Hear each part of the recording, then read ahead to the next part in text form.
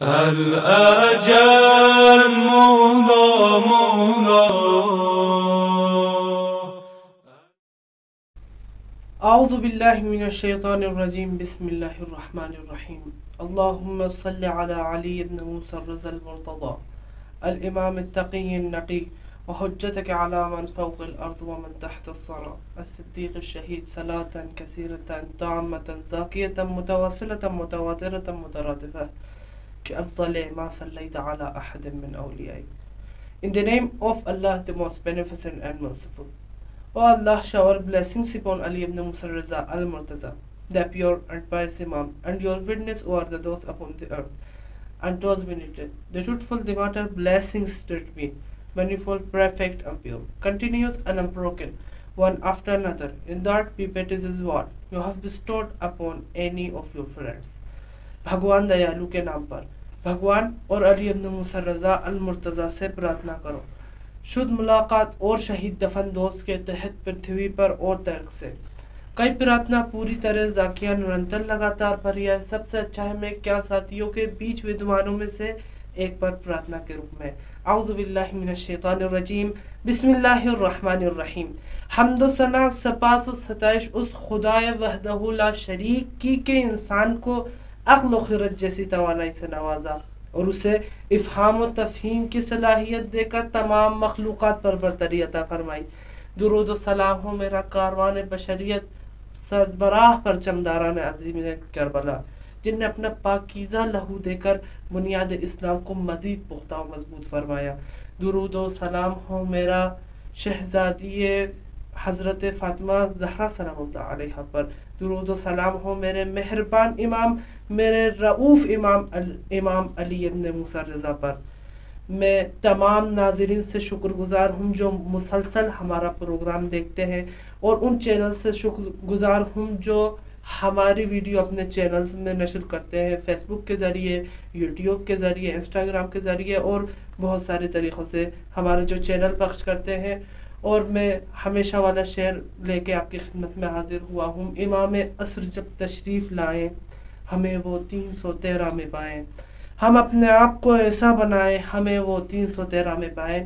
آج ناظرین کی خدمت میں نیا پروگرام لے کر حاضر ہوئے ہیں جو ہمارے پروگرام کا حصہ بنے ہیں، کوئی تعریف کے محتاج نہیں ہے. قبلہ حجت الاسلام والمسلمین علی جناب مولانا عقیل زیدی صاحب، قبلہ السلام علیکم. وعلیکم السلام ورحمۃ اللہ وبرکاتہ. قبلہ جیسے کہ آپ کے درس رہتے ہیں، میں آپ کے درس سنتا بھی ہوں اور آپ بہترین استاد، واقعاً کوئی تعریف کے محتاج نہیں ہیں. میں اسی درس میں سے چاہ رہا ہوں کہ پھر ایک اور سوال پوچھوں کہ کیا امام زمانہ عجل اللہ تعالی فرجہ الشریف سے ملاقات ممکن ہے؟ تو آپ اس کے اوپر تھوڑی سی روشنی فرمائیں کہ ناظرین اور ہم مستفید ہو سکیں. انشاءاللہ. اعوذ باللہ من الشیطان اللعین الرجیم. بسم اللہ الرحمن الرحیم. الحمد للہ رب العالمین. الصلاة والسلام علی اشرف الانبیاء والمرسلین ابی القاسم المصطفى محمد. اللہم صل علی محمد وآل محمد وعجل فرجهم وعلى اہل بیتہ الطیبین الطاہرین المعصومین الذین اذهب اللہ عنہم الرجس اہل البیت ویطہرهم تطہیرا. اللہم صل علی محمد وآل محمد وعجل فرجهم ولعنۃ الدائمۃ علی اعدائهم اجمعین من یوم عداوتهم الى لقاء یوم الدین. اما بعد فقد قال اللہ تبارک وتعالی فی کتابہ المجید وفرقانہ الحمید وقولہ الحق. بسم اللہ الرحمن الرحیم. یریدون لیطفئوا نور اللہ بافواہہم واللہ متم نورہ ولو کرہ الکافرون. صدق اللہ العلی العظیم. میں اپنے تمام ناظرین کو اور 313 اسٹار چینل کے تمام سننے والوں کو، دیکھنے والوں کو اور تمام ممبران کو آج کی اس ویڈیو میں اور آج کے اپنے اس گفتگو میں خوش آمدید کہتا ہوں. اور آپ سب سے ملتمس دعا ہوں کہ ہمیں بھی اپنی خالصانہ دعاؤں میں یاد رکھیں گے. بالخصوص ماہ ذیقعدہ حرام شروع ہوا ہے. یہ وہ ماہ مبارک ہے کہ جو امام رضا علیہ السلام کی جن کی نگری میں ہم لوگ سانس لے رہے ہیں، جن کے شہر مقدس میں ہم لوگ زندگی گزار رہے ہیں، یہ ماہ مبارک، یہ ماہ حرام امام رضا علیہ السلام کے ساتھ منسوب ہے.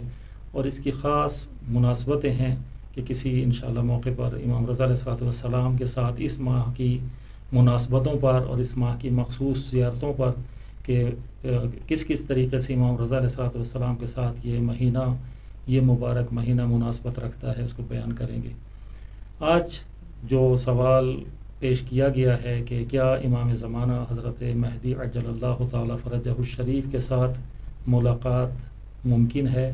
آیا امکان پایا جاتا ہے کہ انسان اپنے وقت کے امام کے محضر میں شرف یاب ہو اور ان کے حضور اپنے عرض عقیدت اور اپنا سلام عرض و ارادت کے ساتھ پیش کرنے کی سعادت حاصل کرے؟ تو یقیناً یہ یعنی سوال اپنی جگہ پر، لیکن اس میں بہت سارے پہلو اس حوالے سے ہم کہہ سکتے ہیں کہ تشنا ہیں کہ آیا یہ امام سے ملاقات کرنا میری یا ملاقات کرنے والے کی کمال کی علامت اور دلیل ہے کہ میں اس منصب اور مقام پر پہنچ چکا ہوں کہ میں امام سے ملاقات کر رہا ہوں، یا امام کا یہ لطف اور کرم ہے کہ امام مجھے شرف ملاقات بخش رہے ہیں؟ تو یقیناً یہ امام کی عنایت ہے، یہ امام کا کرم ہے۔ لیکن جس طریقے سے کہا جاتا ہے کہ ملاقات کے لیے خود منتظر کا، خود ملاقات کرنے والے کا اشتیاق اور طلب اور اس کی چاہت اور خواہش بھی ضروری ہے۔ ایسا نہیں ہو سکتا کہ ہم خواہش کا اظہار نہ کریں اور خود سے امام جو ہے ہمیں اپنے محضر میں طلب کر لیں اور ہمیں وہ حاضر ہونے کی اجازت دیں۔ بالکل اسی طرح ایک مثال، اسباب مثال، ایک تمثیل کے طور پر پیش کریں کہ جب تک بچے کو اپنی بھوک پیاس کا احساس نہیں ہوگا، جب تک وہ ماں سے دودھ کو رو کر اپنی اس مادرانہ محبت کے عنوان سے نہیں چاہے گا، نہیں روئے گا، ماں اس کو جو ہے سینے سے نہیں لگائے گی۔ اگرچہ ماں کی محبت امام کی محبت کے سامنے کچھ بھی نہیں ہے، لیکن ماں کی محبت کا انداز یہ ہے کہ ماں بچے کی کو سیراب کرتی ہے، کبھی بچہ مانگتا ہے اور کبھی بچے کی خود احساس ضرورت کا کر کے ماں اس کو سینے سے لگا لیتی ہے۔ لیکن امام ہمارے لیے شب و روز دعا کرتے ہیں، ہمارے سے ملاقات کرنے کے، شرف زیارت بخشنے کے خود امام منتظر رہتے ہیں۔ اس لیے امام کا ایک لقب جو ہے منتظر بھی ہے اور منتظر بھی ہے۔ ہم امام کے منتظر ہیں، اس لیے امام منتظر ہیں کہ جن کا انتظار کیا جا رہا ہے، لیکن دوسری طرف امام ہماری آمادگی کے، ہمارے شوق کے، ہمارے ولولے کے منتظر ہیں، ہمارے ظہور کے لیے تیاریوں کے منتظر ہیں کہ کب ہم ظہور کے لیے اپنے آپ کو تیار کرتے ہیں، آمادہ کرتے ہیں۔ 313 کا جو یہ ایک سیٹ اپ ہے 313 اسٹار، یہ اسی عنوان سے کہ ایک رمز و راز ہے اس 313 کے عدد میں۔ اس کو پہلے بھی عرض کیا تھا کہ یہ 313 کا وہ مبارک عدد ہے جو جنگ بدر کے مسلمانوں کا عدد تھا، تو لہٰذا اسلام کی پہلی جنگ کے لیے بھی 313 کا ایک بنیادی عدد ضروری تھا، اور اسلام کی آخری جنگ کہ جس سے اسلام کی عالمی حکومت قائم ہوگی دنیا بھر میں اور پرچم توحید پورے عالم پر لہرائے گا، وہ اسی 313 کا بنیادی عدد ہوگا، اگرچہ فقط ہی 313 پر انحصار نہیں ہوگا، کیونکہ اسلام کی ابتدائی جنگ جو تھی 313، اس مسلمانوں کی تعداد بہت قلیل تھی، مشرکین و کفار کی تعداد بہت زیادہ تھی، لیکن اب الحمدللہ مسلمانوں کی تعداد میں لاتعداد اضافہ ہو چکا ہے، اور مسلمان ایک پوری دنیا کی ایک بہت بڑی آبادی کو جو ہے وہ تشکیل دیتے ہیں۔ تو لہٰذا اس لحاظ سے اگر ہم دیکھیں تو یہ 313 کا عدد ایک رمز و راز ہے کہ جس کو ہم کہیں کہ یہ وہ خاص اولیاء، خاص اقطاب اور خاص امام کے نمائندے ہوں گے کہ جو عالمی حکومت کے قیام میں اور عالمی حکومت کے اس دوام میں اور بقا میں امام کے نائب ہوں گے، اور مختلف جگہ پر امام کی طرف سے نمائندہ خاص ہوں گے۔ تو لہٰذا جو ہماری اس گفتگو کا محور ہے، اس کو ایک تو ہم دیکھیں کہ معاشرے میں جو ایک ملاقات کے لیے لوگوں نے ایک عنوان بنا لیا ہے کہ اگر ہم ایک چلہ کاٹیں، 40 دن کا ایک عمل کریں، یا اسی طریقے سے فلاں ذکر و اوراد کو دہرائیں، یا فلاں کوئی تعلیم کردہ عمل وظیفہ انجام دیں، تو امام کو ہم جو ہے ملاقات کر لیں گے، گویا امام کو ایک نعوذ باللہ ہم تشبیہ دیں گے جن کی طرح حاضر کرنا ہے، کہ جس طریقے سے ہم ایک چلہ کاٹ کر ریاضت کر کے موکلین کو یا اجنہ کو حاضر کرتے ہیں، گویا امام بھی نعوذ باللہ ہمارے لیے تسخیر ہو جائیں گے ہمارے اس عمل کی نسبت۔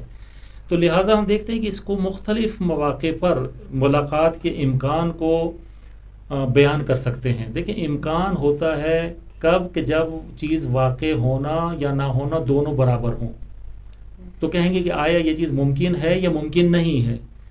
لیکن جب چیز واقع ہو چکی ہو، یعنی ملاقات کا جب شرف لوگوں کو امام زمانہ علیہ الصلوۃ والسلام کی نسبت حاصل ہو چکا ہو، تو پھر امکان کی بات سے آگے بڑھ کر بات وقوع تک پہنچ جاتی ہے. پھر ہم یہ نہیں کہہ سکتے کہ آیا ملاقات ممکن ہے یا نہیں ہے. یقیناً ملاقات ممکن ہے، کیونکہ ممکن تھی تو واقع بھی ہوئی ہے.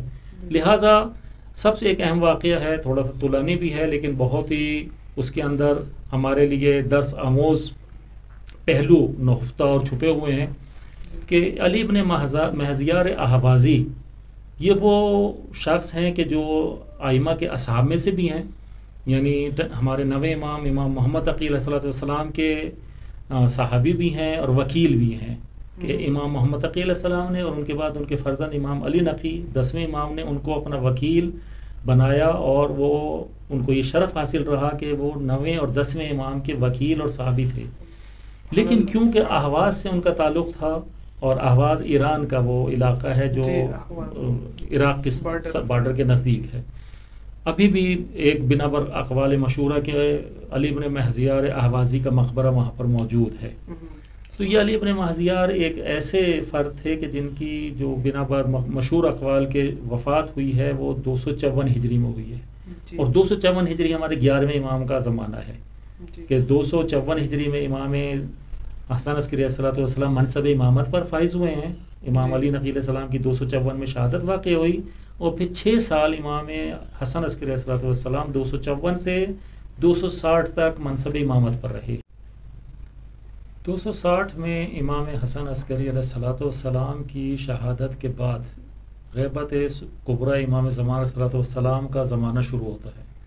اور یہ جو علی بن مہزیار کا واقعہ ہے یہ امام کی غیبت کے زمانے کا ہے. اور ظاہراً جس طریقے سے ہمارے محدثین نے، کہ شیخ صدوق نے کمال الدین و تمام النعمہ میں، اور شیخ طوسی نے کتاب الغیبہ میں، اور اسی طرح بعد میں بحار الانوار اور دیگر ہماری حدیثی اور تاریخی کتابوں میں، اور بالخصوص جو امام زمانہ صلی اللہ علیہ وسلم کے حوالے سے کتابیں لکھی گئیں، یا اس خاص موضوع پر جو ملاقات با امام زمانہ صلی اللہ علیہ وسلم کے حوالے سے کتابیں لکھی گئیں، اس میں اس واقعے کو بہت زیادہ ہائی لائٹ کیا گیا ہے.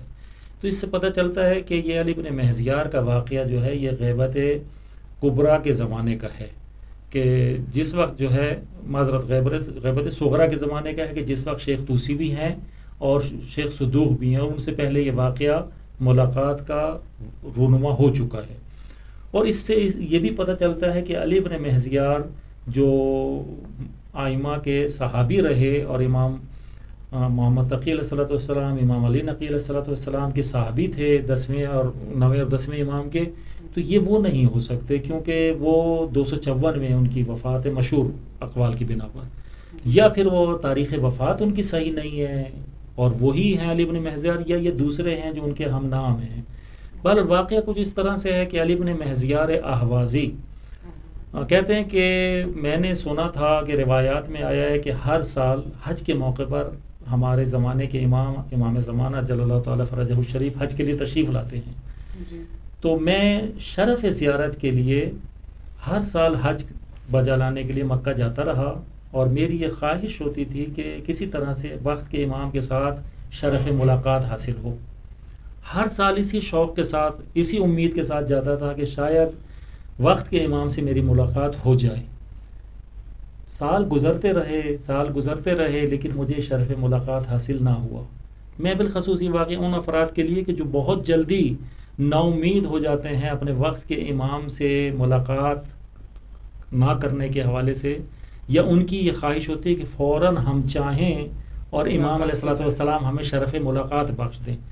تو اصل دیکھیں کہ علی بن مہزیار اپنی جو ہے ہمت، حوصلہ، امید قطع نہیں کرتے، منقطع نہیں کرتے، بلکہ مسلسل 20 سال تک ایام حج میں مکہ مشرف ہوتے ہیں، اور ہر سال یہ امید اور یہ خواہش لے کر جاتے ہیں کہ شاید اس سال جو ہے امام وقت سے ملاقات ہو جائے، امام عنایت فرمائیں اور شرف ملاقات بخشیں. جب 20 سال گزر جاتے ہیں، ظاہر بڑھاپا بھی ہے، لوگ بھی تانے دینا شروع کرتے ہیں کہ یہ کیا ہر سال جاتے ہو، امام تو شرف ملاقات نہیں بخش رہے. تو یہ تھوڑے سے دل شکستہ ہو جاتے ہیں کہ اب جاؤں نہ جاؤں، 20 سال گزر گئے، عمر کا آخری حصہ آ گیا، شرف ملاقات حاصل نہیں ہوا، کہتے ہیں اس سال ضرور جاتا ہوں، آئندہ سال کا دیکھا جائے گا، ابھی جب تک جسم میں طاقت ہے، جب تک ہمت ہے، جب تک امید اور آرزو ہے، خواہش ہے، اس سال جاتا ہوں۔ 21ویں سال گئے تو ٹوٹے ہوئے دل کے ساتھ گئے۔ یہ جو دل شکستہ تھا، خانہ کعبہ کا غلاف پکڑ کر امام سے توسل کیا اور امام سے کہا کہ آخر کب وقت ملاقات ہوگا؟ اب تو لوگ تانا دینا شروع کر دیا ہے، اب تو عمر بھی ڈھل چکی ہے، اور اب جو ہے کسی بھی وقت دائی اجل نے بلانا ہے اور لبیک کہنا پڑے گا اس کے بلانے والے پر، تو لہٰذا کب ملاقات کا وقت ہوگا؟ اسی اس میں تھا، دیکھا کہ ایک نوجوان عرب لباس آیا اور کہا کہ چلو تمہارے مولا نے تمہیں بلایا ہے۔ بڑے خوش ہوئے کہ آخر وہ گھڑی آ گئی جس کے لیے میں نے 21 سال انتظار کیا، 21ویں سال مجھے یہ موقع ملا۔ اس کے ساتھ نکلے، اپنی سواری پر سوار ہوئے، یہاں سے مدینہ کی گلیوں سے ہوتے ہوئے جب مدینہ شہر سے باہر نکلے اور دیکھا کہ اب صحرا میں پہنچ گئے، تو صحرا کو عبور کرنے کے بعد ایک مقام پر صبح کا جب سحر کا وقت تھا، ہلکی ہلکی صبح کی روشنی نمودار ہو رہی تھی، تو گھوڑ سوار نے کہا کہ اب گھوڑے سے نیچے آ جائیں، اپنی سواری سے نیچے آ جائیں۔ یہ سواری سے نیچے آئے تو وہ آگے چل پڑا۔ علی بن مہزیار نے پوچھا سواری کو کہاں باندھوں؟ تو اس نے پلٹ کر کہا کہ کیا واپس جانے کا بھی ارادہ ہے؟ امام کے پاس آئے اور پھر واپس بھی جانا چاہتے ہو؟ دل ٹوٹ گیا، یہ میں نے کیا سوال کر دیا اس سے، یعنی میں چاہ رہا تھا امام کے پاس جاؤں تو امام کے محضر میں رہوں، ان کی خدمت میں رہوں، پھر یہ سواری وواری کیا ہوتی ہے کہ اس کو کہاں باندھنا ہے اور کہاں اس کو جو ہے رکھ کر جانا ہے۔ چل پڑے، چلتے چلتے چلتے پھر ایک ایسے مقام پر پہنچ، دیکھا کہ خیمہ لگا ہوا ہے۔ اس جوان نے کہا کہ آپ ٹھہرو، میں امام کو آپ کے آنے کی اطلاع دیتا ہوں اور امام سے آپ کے لیے شرف حضور کی اجازت لیتا ہوں۔ خلاصہ یہ کہ جب امام کے محضر میں پہنچے تو امام، ان کا لقب ہے ابو الحسن یا کنیت کے ہیں ابو الحسن۔ امام نے فرمایا یا ابو الحسن، اے علی بن مہزیار، اے ابو الحسن، کننا قد نتوقعکم لیلا و نہارا، ہم تو ہر روز تمہارے آنے کی توقع رکھتے تھے، شب و روز تمہارے منتظر تھے، تم نے 20 سال لگا دی آنے میں۔ تو علی بن مہزیار نے کہا مولا 20 سال سے آ رہا تھا۔ مولا نے کہا کہ 20 سال یہ والی کیفیت تھی جو اس سال کیفیت تھی؟ اگر پہلے سال تمہاری یہی کیفیت ہوتی تو ہم تو پہلے سال شرف ملاقات بھیج دیتے۔ کننا قد نتوقعکم لیلا و نہارا، ہم تو شب و روز تمہاری دیدار کی توقع رکھ رہے تھے، امیدوار تھے کہ شاید اس سال تم تڑپ دکھاؤ، اس سال تمہاری بے چینی ہو، اضطراب ہو، تاکہ ہم شرف ملاقات بخشیں۔ یہاں پھر علی بن مہزیار کو وہ ہوا کہ واقعا میں نے دل سے چاہا نہیں تھا، صرف یہ ایک شوق لے کر آتا تھا کہ شاید امام کی زیارت ہو جائے۔ اس تڑپ کا، اس بے چینی کا اگر تو میں نے اظہار پہلے کرتا تو شاید ملاقات کا وقت مل جاتا، موقع مل جاتا۔ یہاں پھر امام نے کچھ اسباب بیان کیے ہیں جو بہت اہم ہیں، کہ جس کو ہمارے معاشرے میں اگر ہم اہمیت دیں تو سماجی طور پر ایک مہدوی معاشرہ جس کی تشکیل ضروری ہے امام کے آمد اور ظہور سے پہلے، وہ امام یہاں پر اشارہ فرما رہے ہیں۔ امام فرماتے ہیں کہ وَلَكِنَّكُمْ كَثَّرْتُكُمُ الْأَمْوَالِ، پہلی بات فرماتے ہیں کہ ایک تو سبب یہ ہے تمہارے شرف ملاقات میں تاخیر کا، وَلَكِنَّكُمْ قَصَّرْتُكُمُ الْأَمْوَالِ، کہ تم نے بہت زیادہ مال و دولت اکٹھا کر لیا ہے، تمہارا مال و دولت تمہارے پاس انباشتہ ہو گیا ہے، ذخیرہ ہو گیا ہے، خرچ نہیں ہوتا، اپنی ضروریات کے لیے خرچ کرتے ہو، معاشرے کی ضرورت کے لیے، ہمارے ظہور کی آمادگی کے لیے خرچ نہیں ہوتا۔ کثرتکم الاموال، تم نے اپنے مال کو جمع کر لیا ہے۔ پھر دوسرا اسی سے ملتا جلتا فرماتے ہیں کہ وتجبرتم علی ضعفاء المؤمنین، کہ تم جو ہے تم نے جبر کیا ہے ضعیف اور کمزور مومنین پر، کہ ان کا حق ان کو نہیں دیا، مال کو روک لیا، مال کو جمع کر لیا، اس مال میں جو غریبوں کا، مسکینوں کا، ناتوانوں کا حصہ تھا وہ ان تک نہیں پہنچا۔ ایک حصہ دیکھیں زکوٰۃ کی اور خمس کی شکل میں ہے، جو واجبات الہیہ ہیں کہ جو ہر انسان نے اپنے اموال سے، جس سے زکوٰۃ متعلق ہو، جو زکوٰۃ کے زمرے میں آتا ہے اس کی زکوٰۃ دینی ہے، اور جو خمس جن سے متعلق ہوتا ہے اس کا خمس دینا ہے۔ یہ تو واجبات الہیہ ہیں، لیکن اس کے علاوہ آیا دوسرے صدقہ خیرات یا وہ دوسری جو معاشرتی ضرورتیں ہیں. جس طریقے سے اس وقت دنیا پورا ایک بحرانی کیفیت کا شکار ہے، ہر ملک میں مہنگائی کا جو ہے جن اس نے سر اٹھایا ہوا ہے. تو اس میں اگر جو ہے مال و دولت رکھنے والے مومنین، مخیرین، صاحب حیثیت افراد اگر معاشرے کے ناتوان طبقوں کی ضرورت کو پورا نہ کریں اور پھر یہ دعا کریں اور پھر یہ خواہش رکھیں کہ امام وقت ہمیں جو ہے شرف ملاقات بخشیں، تو امام تو ایک رمز کے طور پر اپنے محضیار کو فرما رہے ہیں کہ پہلی چیز یہ کہ مال کی کثرت بری نہیں ہے، لیکن مال کو روکنا برا ہے. زیادہ مال کمانے کی کہیں مذمت نہیں ہوئی، لیکن مال خرچ نہ کر کے روکے رکھنے کی مذمت ہوئی ہے. قرآن و روایات میں مال اندوزی، ذخیرہ اندوزی، مال کو خرچ نہ کرنا، اس کی مذمت ہے. لہٰذا امام فرما رہے ہیں اپنی ضرورت کو اپنے اس کے مطابق پورا کریں، حیثیت کے مطابق. اس کے علاوہ جو ہے اس کو مومنین کی ضرورت کے لیے، ان کی احتیاج، ان کی نیاز کو برطرف کرنے کے لیے خرچ کر دیں.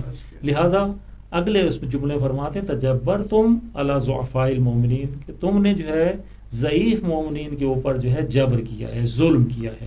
اگر تم یہ مال خرچ کر دیتے مومنین پر تو ان کی ضرورتیں برطرف ہو جاتی ہیں اور مال اندوزی کی وجہ سے تمہارا دل بھی سخت نہ ہوتا.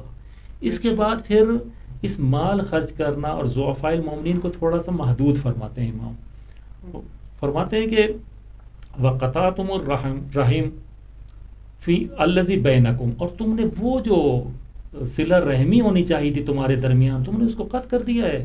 اپنے عزیز و اقارب، اپنے رشتہ داروں سے، اپنے ذوی الارحام سے تم نے ملنا ملانا چھوڑ دیا ہے. قطعتم الرحم، تم نے اپنے ذو الارحام جو ہیں، ذو الارحام ایک انسان کے اپنے ہوتے ہیں کہ جس کا اس کی ماں کے رحم سے تعلق ہوتا ہے، اپنے بہن بھائی ہیں، بہن بھائیوں کے بچے ہیں، اور اس سے اوپر ذو الارحام ہوتے ہیں ماں باپ کے بہن بھائی، انسان کے پھوپھی، چچا، ماموں، خالہ اور ان کی اولادیں.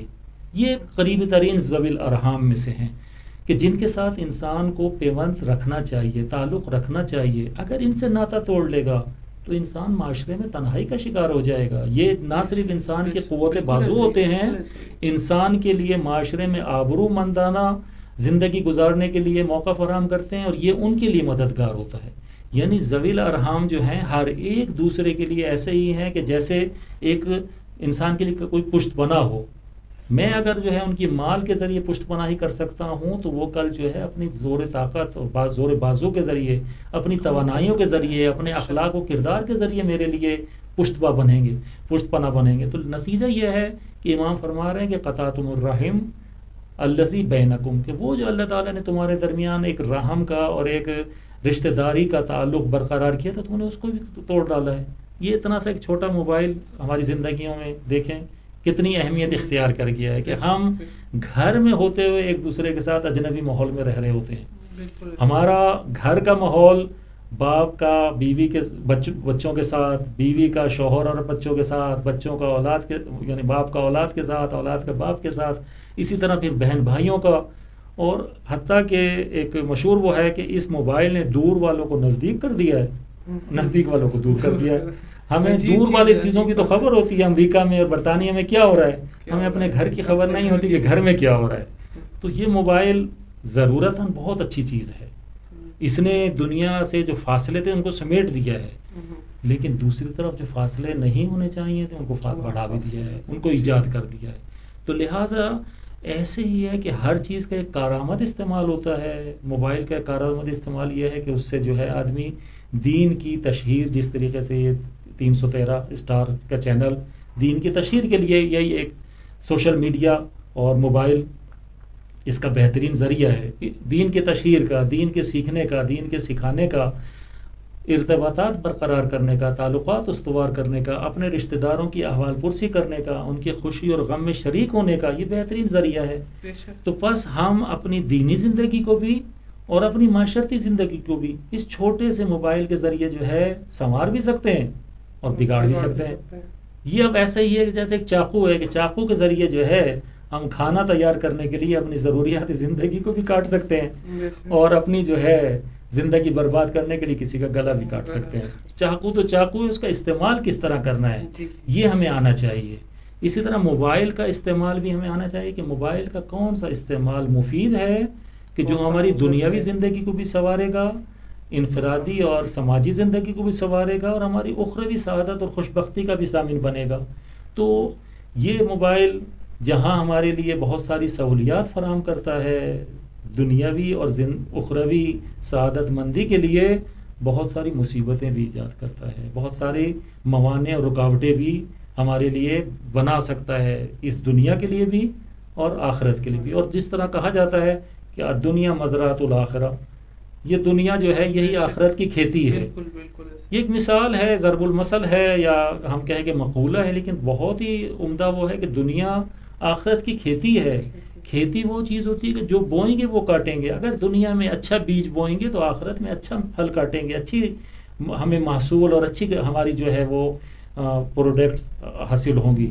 ایسا نہیں ہو سکتا کہ ہم دنیا میں جو ہے کوئی ایسا بیج بوئیں کہ جو یعنی ہمارے لیے مفید نہ ہو اور آخرت میں اس سے فائدہ مند پھل کی امید رکھیں. جو بوئیں گے وہی کاٹیں گے. اگر دنیا میں ہم گندم بوئیں گے تو آخرت میں گندم ہی کاٹیں گے، اور اگر دنیا میں ہم جو بوئیں گے تو آخرت میں جو کاٹنا ہے. یہ مثال ہے. لیکن ایسا نہیں ہے کہ ہم جو ہے دنیا میں ہر ایک کام کر کے اور سوچیں کہ آخرت میں شاید نتیجہ اس کے برخلاف ہمیں مل جائے. خدا بند متعال رحمان الرحیم. دنیا اور آخرت دونوں کیا ہیں؟ اللہ تعالیٰ مسبب الاسباب ہے. اللہ تعالیٰ نے پوری کائنات کا نظام اسباب پر رکھا ہے. لہٰذا امام زمان علیہ الصلوۃ والسلام سے اگر ملاقات کا شرف حاصل کرنا ہے تو اس کے لیے بھی اسباب اللہ تعالیٰ نے قرار دیے ہیں. اور اس میں خود امام نے ان 3 چیزوں کی طرف اشارہ کیا ہے کہ اگر آپ کے پاس مال و دولت ہے تو مال و دولت کی کثرت بری نہیں ہے، اس کی ذخیرہ اندوزی بری ہے. اس کے بعد اگلا مرحلہ آتا ہے کہ اس کو خرچ کہاں کرنا ہے. اس کو بھی امام نے معین فرما دیا کہ علی ضعفاء المومنین، کہ ضعیف مومنین میں. پھر ضعیف مومنین میں بھی کن پر؟ کہ جن کے ساتھ قطع رحمی اگر جو ہے مال و دولت کی وجہ سے ہو رہی ہے تو صلہ رحمی بھی مال و دولت کے ساتھ کریں.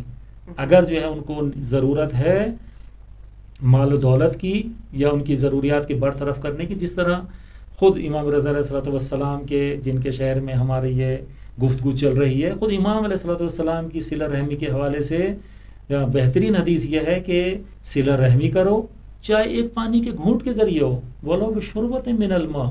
امام رضا علیہ السلام فرماتے کہ اپنے ذوی الارحام کے ساتھ، اپنے رشتہ داروں کے ساتھ صلہ رحمی سے پیش آؤ چاہے ایک پانی کا گھونٹ پلانا ہو. اور سب سے جو بہترین صلہ رحمی امام رضا فرماتے ہیں وہ یہ ہے کہ ان کے جو اذیت و آزار اور تکلیف ہیں ان کو برطرف کر دیا جائے. اگر وہ تنگ دستی کا شکار ہیں تو ان سے اس تنگ دستی کو دور کرنے کے اسباب فراہم کیے جائیں. اگر وہ جو ہے بیمار ہیں تو ان کے علاج معالجے کا اسباب کیے جائیں. اگر وہ جو ہے بچوں کی پڑھائی کے حوالے سے ناتوان ہیں تو ان کو بچوں کی پڑھائی کے مواقع فراہم کیے جائیں. تو یہ امام رضا صلی اللہ علیہ وسلم فرماتے ہیں کہ کف الاذى عنہم، کہ ان سے جو ہے نا اذیت و آزار جو ان کے لیے باعث تکلیف بن رہا ہو وہ روک دیا جائے، اس میں ان کی مدد کی جائے. تو یہ ایک واقعہ ہمیں بتاتا ہے کہ امام زمانہ صلی اللہ علیہ وسلم سے ملاقات ممکن ہے اور واقع بھی ہو چکی ہے. اسی طریقے سے بحرین کے مومنین کا واقعہ ہے. بہت سارے واقعات ہیں اگر ہم دیکھیں. میں چند واقعات وہ کہ جو ہماری تاریخ اس شیعہ تاریخ میں کہ جو ملاقات امام زمان صلی اللہ علیہ وسلم کے حوالے سے موجود ہے، اس میں جو واقعات برجستہ اور بہترین انداز میں نقل ہوئے ہیں اور جو تشیع کے یا دفاع کے لیے ہیں، یہ تشیع کے تعلیمات کے بڑھانے کے لیے ہیں. نہ یہ کہ ایک شخص نے ملاقات کر کے فقط اپنی ضروریات کے حوالے سے امام سے رہنمائی چاہیے ہو، بلکہ پورے معاشرے کی جس سے رہنمائی ملتی ہو. لہٰذا دیکھتے ہیں کہ بحرین کے مومنین کے اوپر ایک دفعہ ایک ایسا متعصب شخص حاکم بنا کہ اس کو شیعوں کے خلاف بھڑکانے کے لیے اس کے وزیر نے ایک سانچے کے ذریعے انار پر خلفائے ثلاثہ کا نام کندہ کر دیا. اس نے انار پر ایک سانچہ چڑھایا، مٹی کا ایک سانچہ بنایا کہ جس پر یہ کندہ تھا، اشہد ان لا الہ الا اللہ وحدہ لا شریک لہ واشہد ان محمدا عبدہ ورسولہ وابو بکر وعمر وعثمان وعلی خلفاء رسول اللہ. اب یہ جب آگئی دو تو شہادتیں سب پڑھتے ہیں، توحید کی، خدا بند متعال کی وحدانیت کی اور پیغمبر اکرم کی نبوت اور رسالت کی. یہ جو خلفاء ثلاثہ اور پھر ساتھ مولا علی کو بھی لگا دیے کہ ظاہر خلیفہ راشد ہیں، چوتھے خلیفہ ہیں مسلمانوں کے ظاہری طور پر، تو انہوں نے کر دیا کہ ابو بکر و عمر و عثمان و علی خلفاء رسول اللہ، کہ یہ بھی چاروں جو ہیں رسول خدا کے خلیفہ ہیں، ان کا بھی ہم شہادت دیں، کل گواہی دیں۔ اس وزیر نے جب یہ انار پیش کیا بادشاہ کے دربار میں، کہا کہ دیکھیں یہ تو معجزہ ہے، خود اللہ چاہتا ہے کہ ان کو جو ہے خلیفہ رسول مانیں، یہ چاروں جو ہیں خلیفہ رسول ہیں۔ یہ شیعہ جو ہے مولا علی کی بلا فصل امامت اور ولایت کے اور جانشینی کے قائل ہیں، جبکہ اللہ تعالیٰ نے تو اس معجزے کے ذریعے بتایا کہ نہیں، ابو بکر، عمر، عثمان جو ہے یہ بھی خلیفہ رسول ہیں۔ تو بادشاہ نے شیعوں کو بلایا اور کہا کہ یا تو اس مشکل کا حل لے کر آؤ، یہ جو انار پر لکھا ہے یہ چاروں خلیفہ رسول ہیں، اس کا کیا جواب ہے تمہارے پاس، یا اس کا جواب لے کر آؤ، اور یا پھر جو ہے تیار ہو جاؤ کہ میں تم سب کے ساتھ قلم کروں گا، یا اس پورے ملک میں جو ہے بحرین میں سنی مذہب کا اعلان کروں گا کہ یہاں کوئی شیعہ نہیں رہے گا۔ یہ بڑی سخت مشکل تھی۔ سارے شیعہ جمع ہوئے اور انہوں نے اس حوالے سے کہ کیا تدبیر ہونی چاہیے کہ ہم جو ہے اس مشکل کا حل نکالیں کہ ہماری جان ہی بچ جائے، اور یہ جو ایک شیعہ نشین ملک ہے، اگرچہ اس پر حاکم جو ہے وہ غیر شیعہ ہے اور ابھی متعصب حاکم آ گیا ہے، تو یہ جو مشکل شیعوں پر آئی اس وقت کے لحاظ سے فقط نہیں تھی، یہ آئندہ آنے والے زمانے کے لیے بھی شیعوں کے لیے بڑی مشکل بن سکتی تھی کہ یا تو وہاں سے شیعت کا خاتمہ ہو جاتا یا شیعوں کو وہاں سے نکال دیا جاتا اور بحرین ایک سنی اسٹیٹ بن کے رہ جاتی۔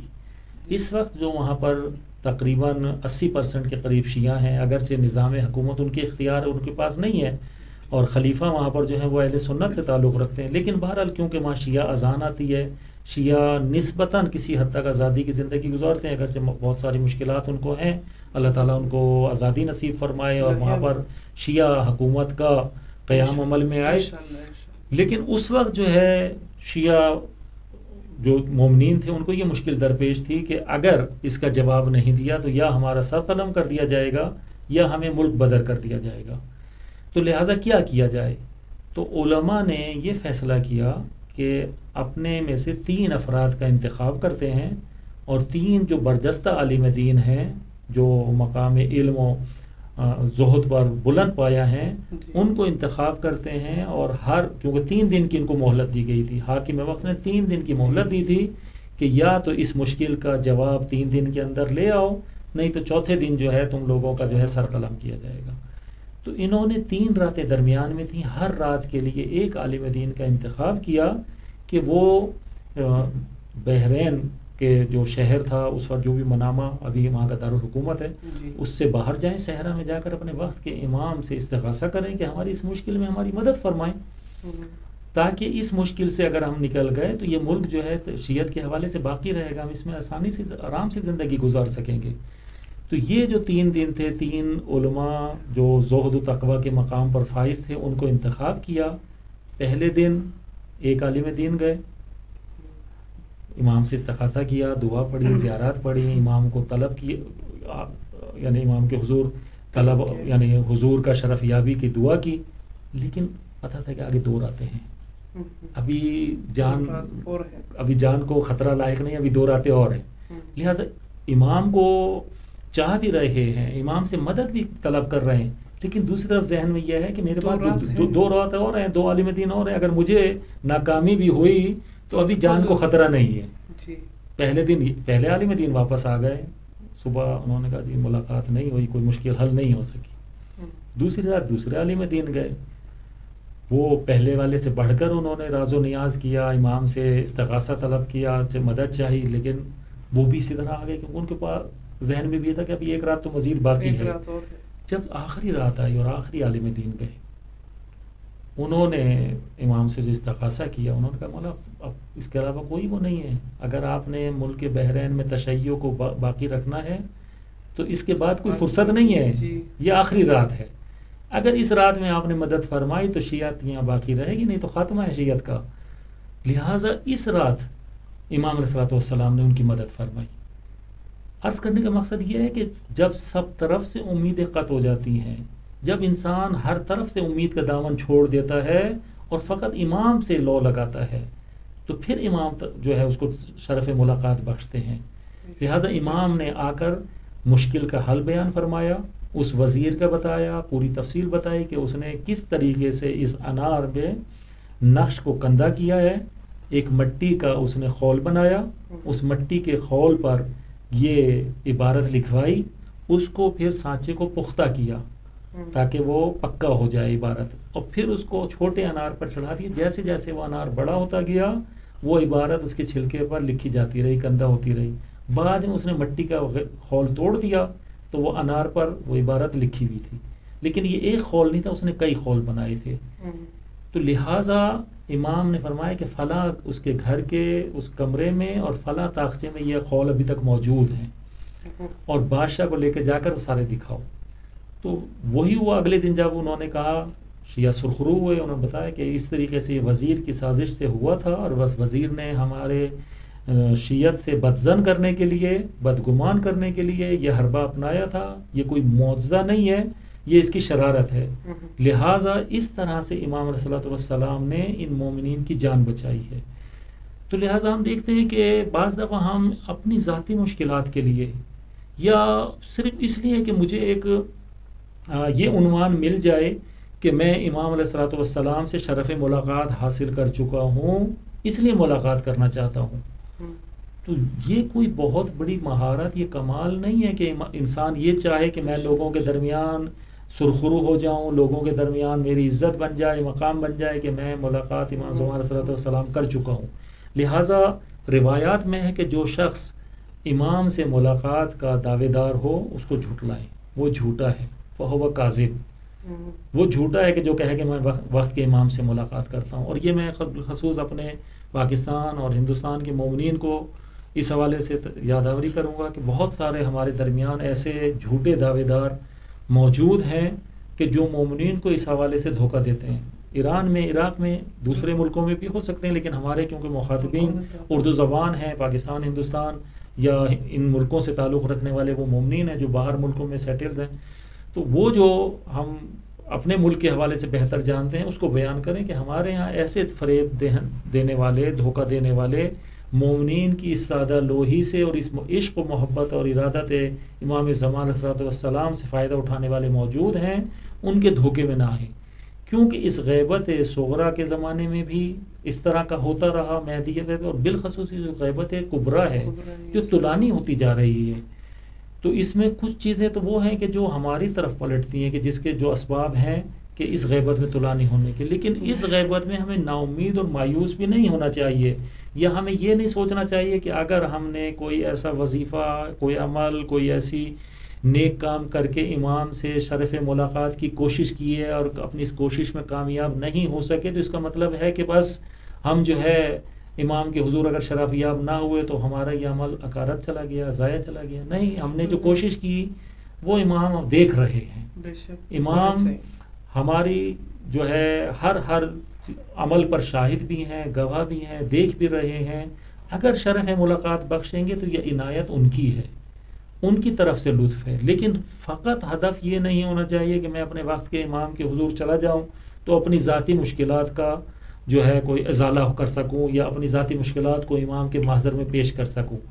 بالخصوص ایسے دور میں کہ جب جو ہے پورا کا پورا عالم انسانیت اور اس کے علاوہ عالم تشیع امام کے ظہور کا منتظر ہے. لیکن آیا یہ جو انتظار ہے یہ وہ حقیقی معنی میں انتظار ہے کہ جو زمانے غیبت میں امام کے ظہور کے لیے ہونا چاہیے؟ تو ہم دیکھتے ہیں کہ نہیں، وہ انتظار ہماری زبانوں پر تو ہے، لیکن وہ جو دل میں انتظار کی کیفیت ہونی چاہیے، جو ہمارے اعضاء و جوارے سے انتظار کی کیفیت چھلکنی چاہیے، اس کی عکاسی ہونی چاہیے، وہ نظر نہیں آتی.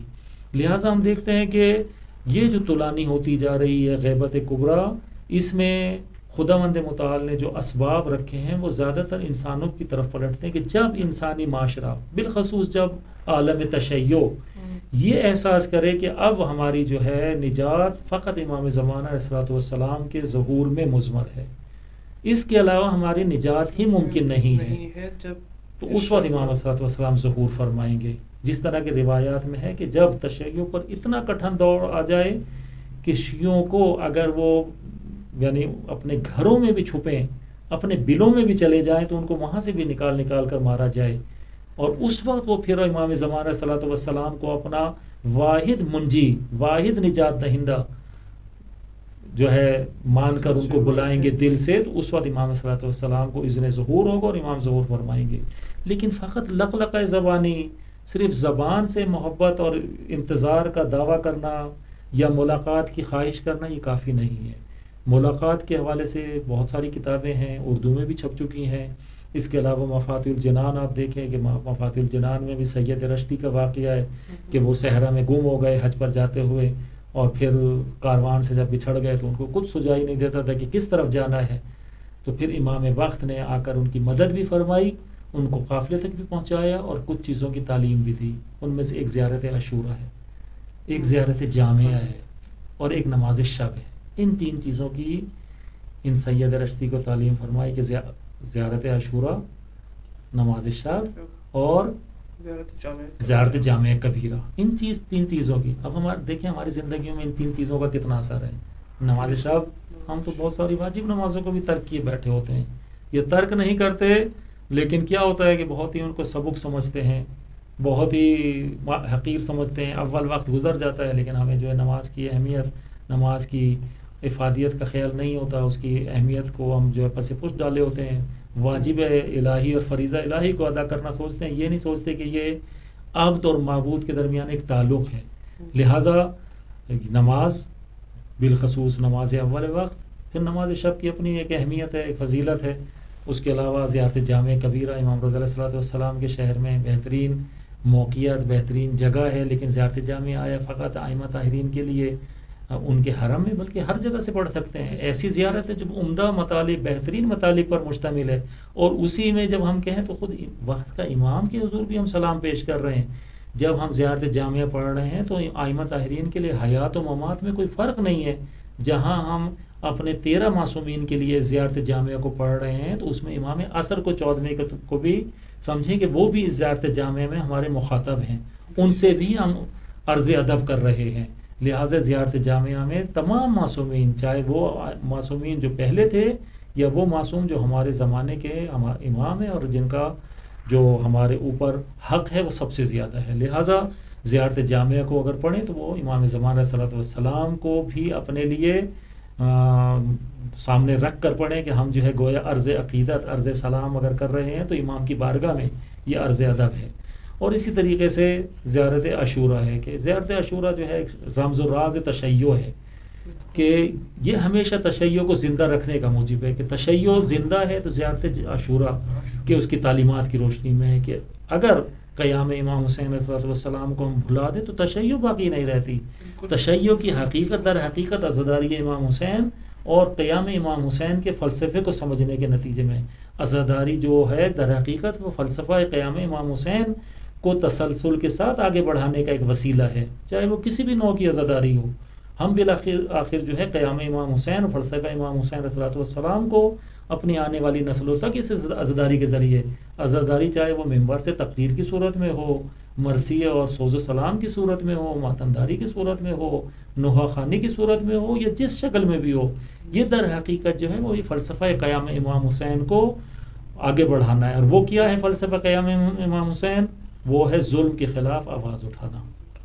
اور یہ بھی ظلم کے خلاف آواز اٹھانا در حقیقت ہدف قیام امام حسین، امام زمان علیہ السلام ہے. جب ظلم بڑھ جائے گا تو اس ظلم کے خاتمے کے لیے امام زمان علیہ السلام ظہور فرمائیں گے. تو در حقیقت یہ وہی ہدف اور فلسفہ ہے جو قیام امام حسین کا تھا.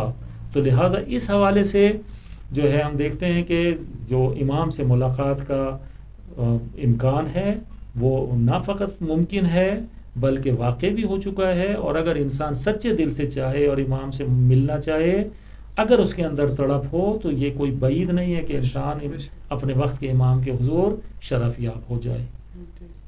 اگر کوئی سوال ہے تو میں اپنی گفتگو کو اس پہ ختم کروں، نہیں تو جو ہے اپنی گفتگو کا خاتمہ دعا امام زمان علیہ السلام کے ساتھ کرتے ہیں. اللہم صلی علی محمد وآل محمد وعجل فرجہم. پروردگار بحق محمد وآل محمد ہمیں اپنے زمانے کے امام کی صحیح اور حقیقی معرفت عنایت فرما. ہمیں اپنے امام کے جانثاروں میں، وفاداروں میں اور ان کے پرچمداروں میں شمار فرما. امام کی نظر عنایت ہمارے شامل حال فرما. امام کی نصرت میں ہمیں مقام شہادت نصیب فرما. اللہم کل ولیک الحجت ابن الحسن صلواتک علیہ وعلی آبائہ فی ہذہ الساعة وفی کل ساعة ولیا وحافظا وقائدا وناصرا ودلیلا وعینا حتی تسکنہ ارضک طوعا وتمتعہ فیہا طویلا. اللہم صل علی محمد وآل محمد وعجل فرجہم. سبحان اللہ، ماشاء اللہ، خدا کی توفیقات میں مزید اضافہ فرمائے.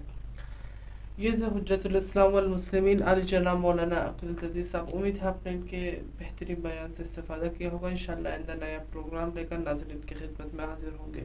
جب تک کے لیے اپنے میزبان رضا رضوی اور 313 اسٹارز ٹیم کو اجازت دیجیے. والسلام علیکم ورحمۃ اللہ وبرکاتہ. الأجل مولا مولا الأجل مولا مولا الأجل مولا